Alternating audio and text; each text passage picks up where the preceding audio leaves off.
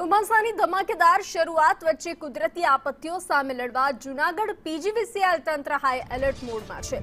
જનતાને અવિરત વીજ પુરવઠો પૂરો પાડવા માટે 24 કલાક કાર્યરત રહે તેવો સ્પેશિયલ કંટ્રોલ રૂમ શરૂ કરી દેવામાં આવ્યો છે. પ્રી મોન્સૂન કામગીરી અંતર્ગત સેંકડો ફીડરોની હજારો કિલોમીટર લાંબી વીજ લાઇનો અને ટ્રાન્સફોર્મરનું સઘન સમારકામ પૂર્ણ કરી દેવાયું છે. વાવાઝોડા કે ભારે વરસાદમાં વીજ પુરવઠો ખોરવાય તો તાત્કાલિક કાર્યવાહી કરવા પીજીવીસીએલ અને કોન્ટ્રાક્ટરોની ટીમ તેમજ આધુનિક મશીનરી સ્ટેન્ડ બાય રાખવામાં આવી છે. ઇમરજન્સી પરિસ્થિતિ માટે હજારો સિમેન્ટના થાંભલાઓનો સ્ટોક પણ તૈયાર રાખી દેવામાં આવ્યો છે. તમામ સ્ટાફને એલર્ટ મોડમાં મૂકવામાં આવ્યો છે.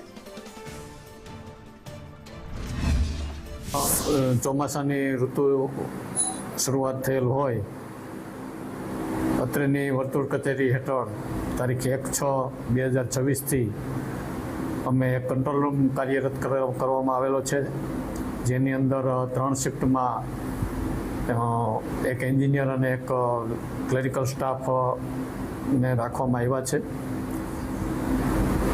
જૂનાગઢ જિલ્લામાં ચોમાસા પૂર્વે ટોટલ 542 ફીડરોમાં આશરે 6000 કિલોમીટર જેટલી વીજ લાઇન અને 3400 જેટલા ટ્રાન્સફોર્મરનું સમારકામ કરવામાં આવેલું છે.